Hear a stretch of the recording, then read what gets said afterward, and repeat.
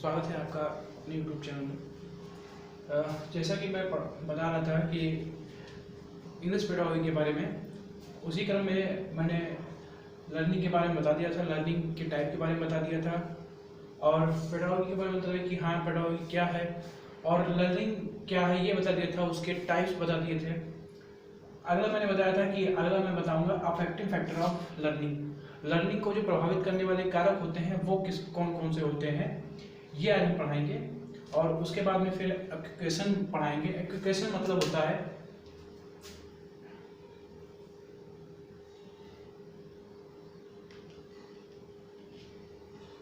अर्जन, इसका मतलब अर्जन होता है। तो आज इसके बारे में बताएंगे कि भाषा का अर्जन किस प्रकार किया जाता है। तो सबसे पहला टॉपिक जो है वो अफेक्टिंग फैक्टर ऑफ लर्निंग। शिक्षा को अधिगम को प्रभावित करने वाले कारक। लर्निंग का मतलब होता है अधिगम।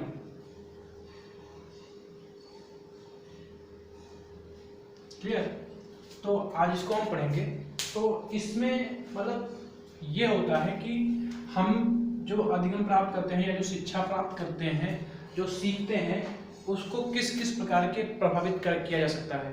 मतलब कि हमारे समाज में या हमारे मानसिक तौर पे या हमारे किसी भी तरह से जो भी हमें प्रभावित करते हैं, तो उन प्रभावों के बारे में हम यहाँ पे पढ़ेंगे। तो उसमें जो सबसे पहला है वो हमारा है इंटेलेक्चुअल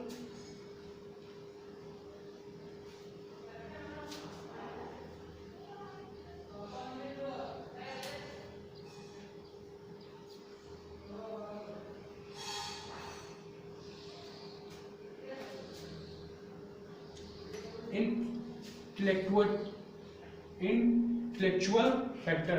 इसका होता है मानसिक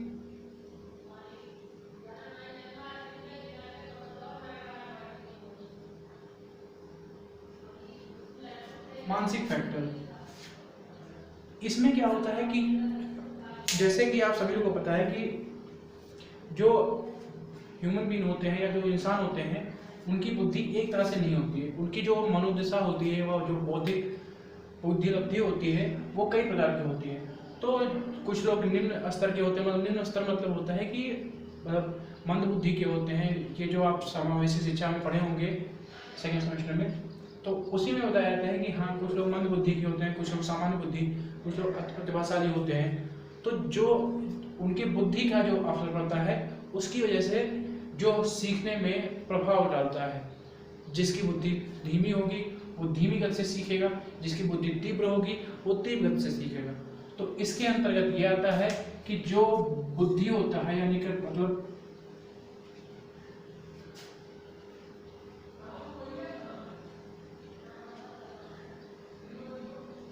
इंटेलिजेंट, मतलब किस आधार पे वो पढ़ने में ठीक है, इंटेलिजेंट है या वो कमजोर है, इसके ऊपर ये इफेक्ट डालता है। मतलब ये इफेक्ट डालता है मतलब कि अगर कोई बच्चा पढ़ने में तेज है तो वो जल्दी सीखेगा, अगर पढ़ने में कमजोर है तो वो धीमी गति से सीखेगा।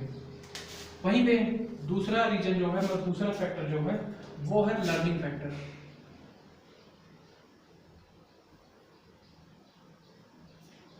लर्निंग फैक्टर मतलब सीखने का फैक्टर। सीखने के फैक्टर में क्या होता है कि टीचर किस प्रकार से सिखाता है। टीचर जैसे आप लोग जब कभी भी टीचिंग करते रहे होंगे तो उसमें आपको कई प्रकार की विधियां बताई गई होंगी। तो बच्चे को किस प्रकार से हम सिखाते हैं या उस किस प्रकार सिखाएं कि अच्छी कम्युनिकेशन बन सके, अच्छा संप्रेषण बन सके, कि बच्चा आपकी बातों को अच्छी ढंग से समझ सके। मतलब ये हुआ कि आसान, जैसे आपको बड़े लेवल तो पढ़ा नहीं है कि वो बाकायदा पढ़े हों, ट्रेंड हों, कि क्लास 9 को या 10th को या 11th को या 12th को आपको पढ़ाना रहता है क्लास 1 to 5 एंड 6 to 8। वो भी मोस्टली यही 1 to 5 प्राइमरी यही तो होता है। तो मोस्टली आपको इन बच्चों के मनोदशा, पहले उनकी मानसिक दशा समझनी चाहिए, इसलिए पहला फैक्टर मानसिक होता है। दूसरा होता है लर्निंग। पहले उनकी मानसिक दशा समझ के फिर उसके हिसाब से उनको सिखाया जाता है।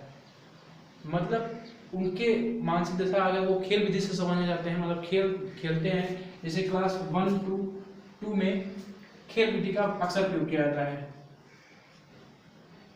खेल विधि का, क्योंकि जब बच्चे छोटे होते हैं तो वो खेल पे ज़्यादा ध्यान देते हैं, खेलना ज़्यादा पसंद करते हैं। तो जो वो ज़्यादा पसंद करते हैं उस पर हम लोग ध्यान देते हैं, तो खेल विधि द्वारा हम उनको पढ़ाते हैं।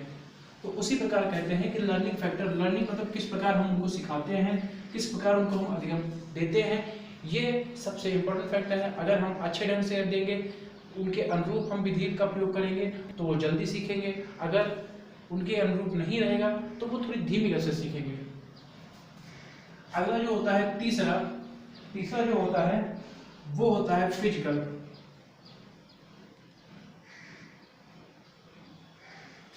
मतलब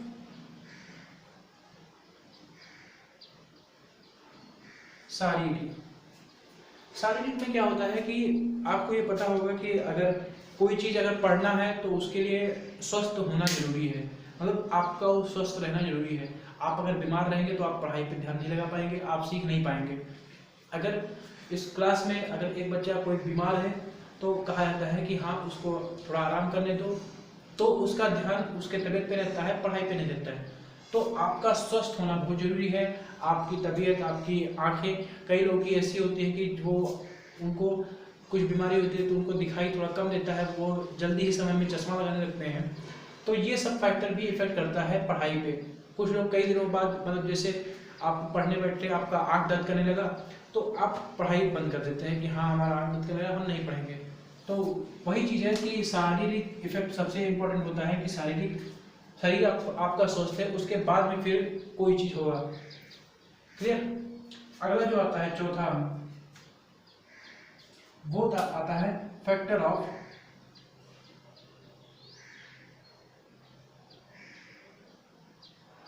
एटीट्यूड।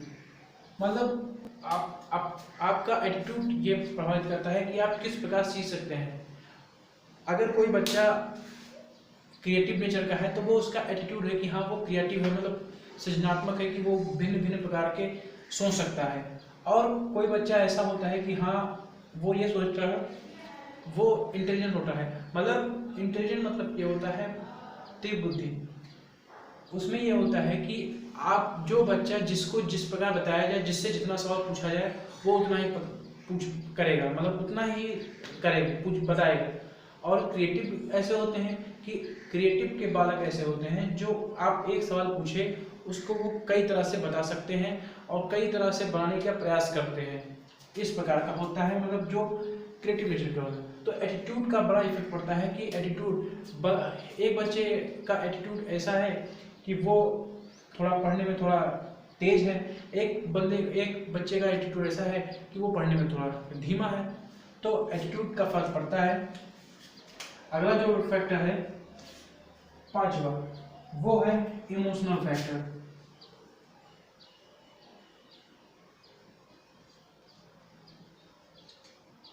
इमोशनल मतलब भावात्मक। जो सीखने या जो सिखाने वाला होता है उसके आपस में पारस्परिक भावात्मक संबंध होना चाहिए। बच्चे को अध्यापक से डर नहीं लगना चाहिए। अगर बच्चे को अध्यापक से डर लगेगा तो वो अपने मन की दशा नहीं बता पाएगा। जैसे किसी चीज़ को कोई समस्या है, जैसे आपस में आप लोग फ्रेंड बनाते होंगे, तो फ्रेंड में क्यों बनाते हैं? क्योंकि फ्रेंड से कोई डर नहीं रहता है कि हाँ इनको अगर हम ये चीज़ बताएंगे तो वो हमें डांटेंगे या वो हमें कोई चीज़ मारेंगे, ऐसा कुछ नहीं होता।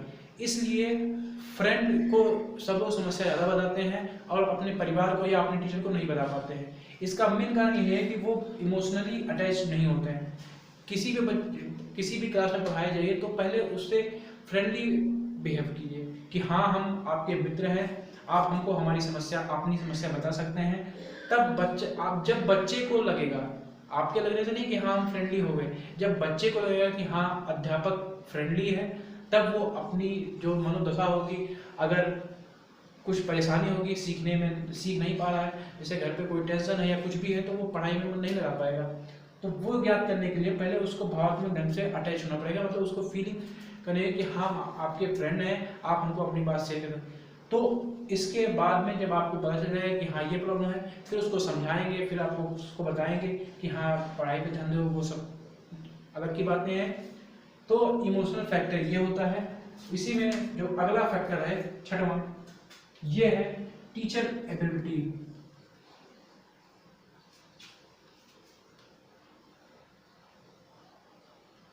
मतलब अध्यापक की क्षमता, इसका हिंदी होता है अध्यापक की क्षमता। अध्यापक की जितनी क्षमता होती है वो उतना ही उसी प्रकार से पढ़ा। जैसे किस भिन्न भिन्न टीचर, जो कई प्रकार के टीचर होते हैं, जैसे एक ही सब्जेक्ट के कई टीचर होते हैं, जैसे मैथ के कई टीचर हो सकते हैं। तो मैथ की जो अच्छा ढंग से पढ़ाएगा उसको सब लोग ज़्यादा पसंद करेंगे, कुछ लोग थोड़ा निम्न ढंग से समझाएंगे। तो मतलब ये होता है टीचर की एबिलिटी, किसी के समझाने की क्षमता जितनी होती है तो हमें ये भी इफेक्ट डालता है। कई क्लास में आप लोग देख रहे होंगे कई सब्जेक्ट, यहाँ तक कि अगर किसी स्कूल में मैथ के भी अच्छे टीचर हैं तो बंदा मैथ में भी पढ़ना लगता है, क्योंकि मैथ को माना गया है कि सबसे बोरिंग सब्जेक्ट है। या कोई भी ले लीजिए, इतिहास ही ले लीजिए, इतिहास को में सब लोग सोते रहते हैं, सब लोग कहते हैं, हालांकि मेरे भी कुछ दोस्त लोग इतिहास में जब इतिहास पढ़ाई होती थी तो सब लोग सोते थे, लेकिन कुछ टीचर ऐसे होते हैं कि इतिहास को भी ऐसे ढंग से पढ़ाते थे कि उसमें भी अच्छे मन लगा के पढ़ते हैं। तो वो टीचर की एबिलिटी पर डिपेंड करता है कि हाँ वो किस तरह आपको समझाता है। अगर टीचर अच्छे ढंग से, टीचर की क्षमता है कि हाँ वो अच्छे ढंग से समझाएगा तो जो बोरिंग सब्जेक्ट होगा या जो भी अधिगम होगा वो थोड़ा अच्छे ढंग से होगा। इसीलिए टीचर एबिलिटी बहुत इंपॉर्टेंट फैक्टर है इसको लर्निंग को इफेक्ट करने के लिए। और जो अगला है, लास्ट है, वो है एनवायरमेंटल।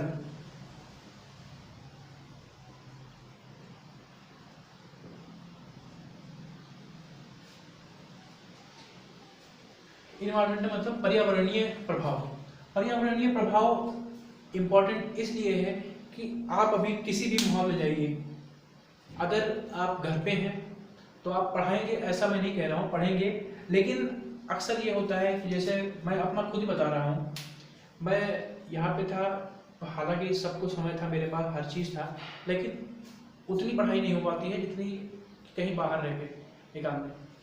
समस्या ये है कि वो आपस का माहौल बना हुआ है कि वहाँ पे अगर बगल में जाएंगे तो भी पढ़ने वाले बच्चे, राइट में जाएंगे तो भी पढ़ने वाले बच्चे, सामने तो पढ़ने वाले बच्चे, पीछे तो पढ़ने वाले, मतलब हर वो जो माहौल रहेगा। अगर आप रूम लेके रहते हैं, जैसे आप इलाहाबाद गए रूम लेके, तो आप जिस रूम में रहेंगे, जिस कॉलोनी में रहेंगे, वहाँ पे कई सारे पढ़ने वाले ही बच्चे होंगे। तो जैसे आप किसी के रूम में जाएंगे तो वहाँ पे जैसे जो गॉसिप होता है वो गॉसिप नहीं होगा, पढ़ाई लिखाई की बात होगी। जैसे हमारे यहाँ जब हम रूम लेके रहते थे तो वहाँ पे ये था कि वहाँ पे सब लोग क्विज कंपटीशन करते थे, सब ऊपर चले जाते छत पे और वहाँ पे आराम से सब लोग बैठते थे और वहाँ पे पूछने वाला होता था, जिसको नहीं समझ में आता था वो सामने वाले से पूछता था, जिसको समझ में आता वो बताता था। तो इन्वायरमेंटल फैक्टर इफेक्ट बहुत डालता है कि अगर आपका प्रभाव कैसा है, आपका वातावरण कैसा है। वातावरण आपका अगर पढ़ने वाला है तो आप पढ़ने में ज़्यादा रुचि लेंगे, तो सीखना अच्छे से होगा। अगर इन्वायरमेंटल पढ़ने वाला नहीं है तो थोड़ा अधिगम कम होगा। कहते हैं कि हाँ जैसा देश वैसा भेद, तो मतलब जिस तरह का वातावरण रहेगा उसी प्रकार की उसकी संगति होगी, उसी प्रकार से उसका अधिगम होगा। क्लियर? ये 7 फैक्टर हैं जो सीखने में प्रभावित होते हैं। पहला मानसिक बुद्धि इफेक्ट करेगा, दूसरा लर्निंग की सीखते किस प्रकार से हैं, किस प्रकार सिखाते हैं, उसके टीचर किस प्रकार सिखाता है। उसके बाद फिजिकल, अगर आप शारीरिक रूप से स्वस्थ हैं तो आपका पढ़ने में अच्छा रहेगा, अगर स्वस्थ नहीं है तो आपकी लर्निंग इफेक्ट करेगी। फैक्टर ऑफ एटीट्यूड है कि आप अगर पढ़ने में अच्छे हैं तो आप जल्दी सीखेंगे, अगर पढ़ने में ठीक नहीं है, आपका एटीट्यूड सीखने के प्रति नहीं है। एटीट्यूड मतलब सीखने के प्रति रुचि, आपका रुचि है अगर सीखने के लिए तो आप अच्छे से सीखेंगे, ये होता है एटीट्यूड।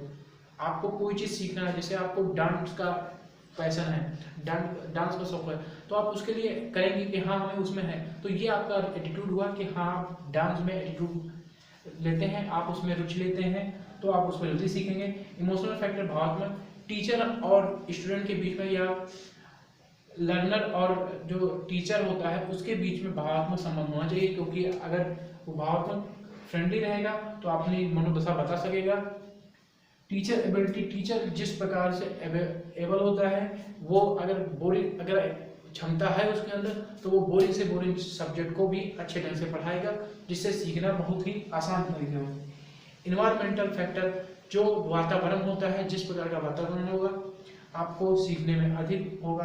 अगर आस पड़ोस के लोग पढ़ने वाले होंगे तो आपको पढ़ने में आसानी रहेगी। क्लियर? तो ये था हमारा 7 फैक्टर। आज की क्लास यहीं तक। अगला जो हमारा क्लास रहेगा वो हमारा रहेगा एजुकेशन ऑफ लैंग्वेज। अगली क्लास जो रहेगी वो रहेगी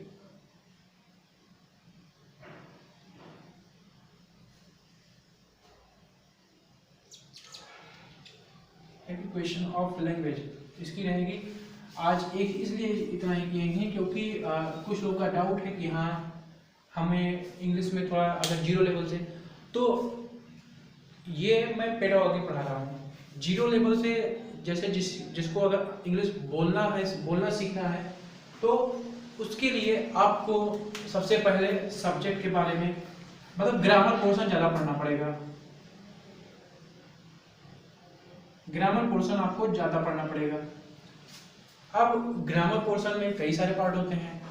जब आप ग्रामर का में ट्रांसलेशन नहीं, मैंने पहले ही क्लास में बताया था कि जब इंग्लिश को कई पोर्शन में बांटते हैं, जो इंग्लिश ग्रामर होता है, पहला ग्रामर होता है, उसके बाद में ट्रांसलेशन होता है, उसके बाद में कॉम्प्रिहेंशन एंड एसे होता है। तो ग्रामर का पोर्शन पहले आपको आना चाहिए कि सब्जेक्ट कौन सा है, प्रेडिकेट कौन सा है, ये सब आना चाहिए, नाउन वर्ब ये सब। उसके बाद में आपको ट्रांसलेशन से आपकी जो वो होगी, क्या कहते हैं कि इंग्लिश बोलने का हर चीज ढंग होता है। तीसरी चीज आपको वोकैब बहुत अच्छी आनी चाहिए। वोकैब में आपका 1 वर्ड सब्स्टिट्यूशन है, वर्ड पावर है, एंटोनिम सिनोनिम्स है, इडियम फ्रेज है, ये सब आपको अच्छे से आना चाहिए। इसके लिए एक बुक आती है, आजकल सब लोग देखते हैं, दिलीप कुशवाहा की वर्ड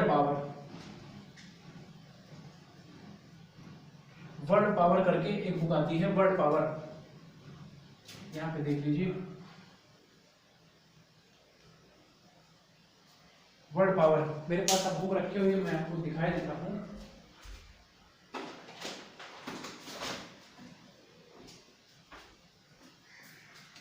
ये आती है दिलीप कुशवाहा की वर्ड पावर, ऐसी रहेगी।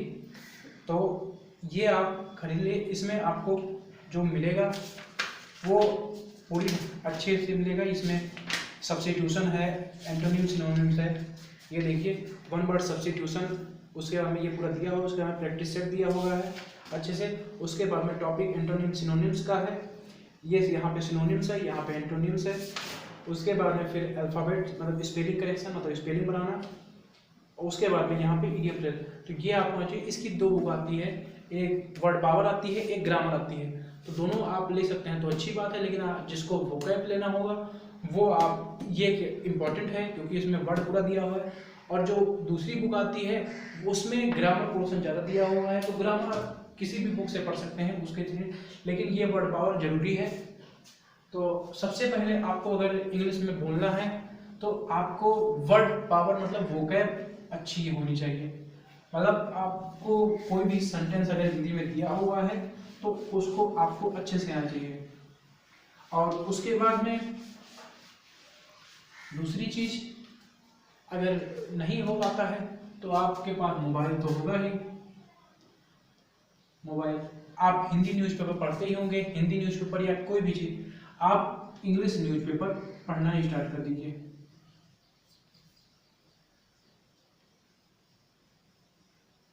इंग्लिश न्यूज़पेपर आप पढ़ेंगे तो उसमें जो आर्टिकल होते हैं, मतलब जो कॉलम होते हैं, जो आर्टिकल होते हैं, उसको जब पढ़ेंगे तो उसमें जो इंग्लिश रहेगा उस इंग्लिश में आपको जो शब्द नहीं समझ में आएगा उसको आप अंडरलाइन करेंगे। मोबाइल लेंगे, मोबाइल में आप एक डिक्शनरी डाउनलोड कीजिए, हिंद खोज, ये डिक्शनरी का नाम है। ये आप डाउनलोड करेंगे आप ऐप, और इस पे आप सर्च करेंगे तो आपको सारे हिंदी में मिल जाएंगे। और इसमें रोज डेली एक वर्ड न्यू आता रहता है, डेली एक वर्ड आएगा, न्यू आएगा, उसको भी आप नोट करते रहेंगे। तो इस प्रकार आप तैयारी कर सकते हैं तो अगर आपको इंग्लिश में बोलना है तो आपको सबसे पहले वोकैब आनी चाहिए। दूसरी चीज, आप जब कभी अपने दोस्तों से या किसी भी से भी बात करें, अगर किसी भी चीज़ है तो आप उससे इंग्लिश में ही कोशिश करें बात करें। वो हंसेगा कि हाँ ये क्या बात कर रहे हो इंग्लिश में, वो हंसेगा, हंसने दो उसको। अगर कहते हैं कि आप अगर हंसी में पड़ गए तब आप सीख चुके हैं, क्योंकि पहले तो सब लोग हंसी मजाक उड़ाएंगे कि हाँ ये बढ़ के अंग्रेज है, लेकिन आपको सीखना है तो आप इंग्लिश में बात कीजिए, चाहे जिससे। अगर सामने वाला बंदा, अगर आपका दोस्त पढ़ने वाला होगा या आपके हित में होगा तो वो भी आपको कहेगा कि, अगर समझने वाला होगा, अगर नहीं समझेगा इंग्लिश, वो भी नहीं जानता होगा तो वो नहीं समझेगा, वो कहेगा कि हाँ हमसे अवधि में, तो उससे अवधि में बात कीजिए, मैं नहीं कह रहा हूँ, लेकिन जो पढ़ा लिखा है उससे आप इंग्लिश में ही बात करने की कोशिश कीजिए।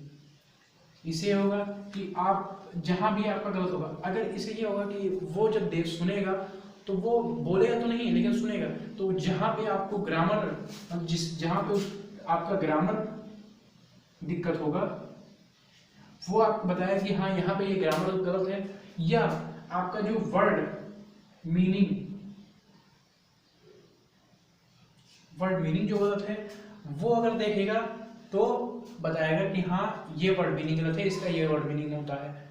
तो इस प्रकार से जब कन्वर्सेशन से आप इंग्लिश जल्दी सीख सकते हैं, क्योंकि आप हिंदी ही देखिए, आपको अगर हिंदी का ग्रामर अच्छे से नहीं पता होगा, आप हिंदी में जो बोलते हैं उसका ग्रामर आपको नहीं पता होगा, लेकिन आप कैसे सीखें, एप्लीकेशन मतलब प्रैक्टिस से, शुरू से आप इंग्लिश हिंदी ही बोलते चले आए हैं, तो इसलिए क्योंकि उसका उपयोग करते चले आए हैं। उसी प्रकार आप जब इंग्लिश का उपयोग करेंगे, आप जब उसका प्रयोग करेंगे बोलने में, तो आपको इंग्लिश अच्छे से आ जाएगी। तो आज मैंने एक ही टॉपिक पढ़ा है पेडागोगी का, क्योंकि कई लोग बताए कि हाँ इंग्लिश कैसे बोलना सीखे, तो उसके लिए मैंने आज स्पेशल क्लास की। आज की क्लास बस इतना ही। आपको जो कुछ भी समस्या हो आप हमारे कमेंट बॉक्स में कर सकते हैं। मैंने आपको फेसबुक आईडी भी बताई है, टेलीग्राम नंबर भी बताया है, व्हाट्सएप नंबर, आप जिस प्रकार से आप संपर्क करना चाहते हैं आप हमसे क्वेश्चन पूछ सकते हैं। कोई भी समस्या हो, किसी भी प्रकार की, आपको पढ़ने में मन नहीं लग रहा या किसी भी प्रकार में, मैं आपको बता दूंगा कि कैसे क्या किया जाए। रही बात सीटेट की, तो सीटेट की अभी ऑफिशियल डेट नहीं आई है। जो लोग कहते हैं कि हाँ दिसंबर में होगा या इसमें होगा, आप उस सब पे ध्यान न दीजिए। आपका जब ऑफिशियल साइट है, ऑफिशियल साइट जो होता है वो होता है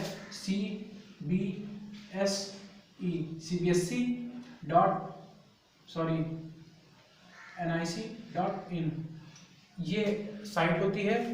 आप इस पे विजिट कीजिए और यहाँ पे आपको नोटिफिकेशन मिलेगा। अगर यहाँ पे आपको सही नोटिफिकेशन मिलता है कि हाँ इस डेट को अगर है एग्जाम, तो एग्जाम है, तो आप तैयारी करते रहिए। रही बात डीएलएड वालों की, डीएलएड वालों का परीक्षा में भी हो सकता है, मैं बता रहा हूँ, मैं 100% मैं भी श्योर नहीं हूँ, क्योंकि वहाँ पे क्या रणनीति चल रही है ये हमें भी नहीं पता, लेकिन मान के चलिए, क्योंकि अभी ये भी नोटिस नहीं आया है कि उनको प्रमोट किया गया है। जो 2019 के बैच के बच्चे हैं वो प्रयागराज में ज्ञापन दिए थे, लेकिन अभी उनको कोई ऑफिशियल न्यूज नहीं मिली है, कोई आधिकारिक तौर पे सूचना नहीं मिली है कि हाँ उनका पेपर उनको प्रमोट कर दिया गया है, ये न्यूज नहीं मिली। जब तक अब ये मान के ना चलिए कि जब बीएड वालों को प्रमोट कर दिया गया, बीएड वालों को प्रमोट कर दिया गया, तो बीटीसी वालों को भी प्रमोट कर दिया जाएगा।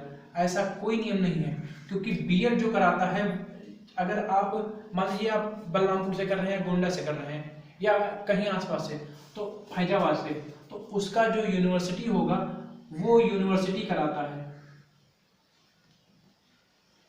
जैसे हम लोग बलरामपुर गोंडा के हैं, तो वो यूनिवर्सिटी कराता है सिद्धार्थ यूनिवर्सिटी, इस वक्त करा रहा है सिद्धार्थ यूनिवर्सिटी। लेकिन जो बीटीसी है वो एक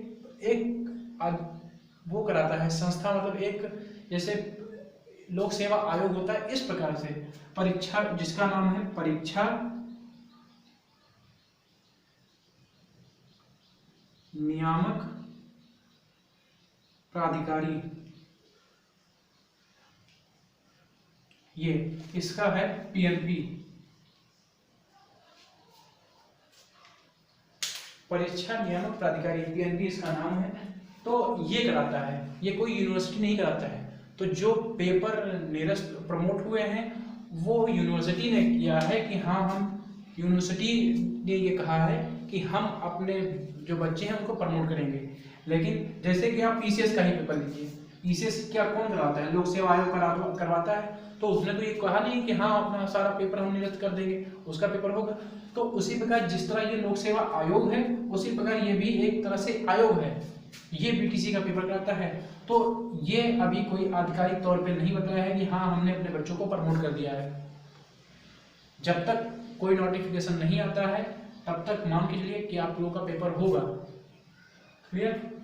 तो सीधी सीधी बात है, आप इन लोगों के चक्कर में ना रहिए, क्योंकि बीएड यूनिवर्सिटी कराता है और ये एक आयोग करवाता है पेपर। क्लियर? तो आप तैयारी बनाए रहिए। और रही बात सीटेट की, तो सीटेट हो सकता है दिसंबर में हो। तो अगर दिसंबर में होगा तो इस साल, क्योंकि सब लोग कहते हैं कि एक साल में 2 पेपर होते हैं, एक जुलाई में होता है एक दिसंबर में होता है, तो हो सकता है कोरोना की वजह से एक पेपर ना कराया जाए, एक ही पेपर इस साल कराया जाए, अगले साल 2 पेपर कराया जाए। वो सरकार की पॉलिसी रहेगी, उसमें आप कुछ नहीं कर सकते। बस ये जानिए कि आपको तैयारी करते रहना है और हमारा चैनल सब्सक्राइब करिए और लाइक करते रहिए और शेयर करते रहिए। धन्यवाद।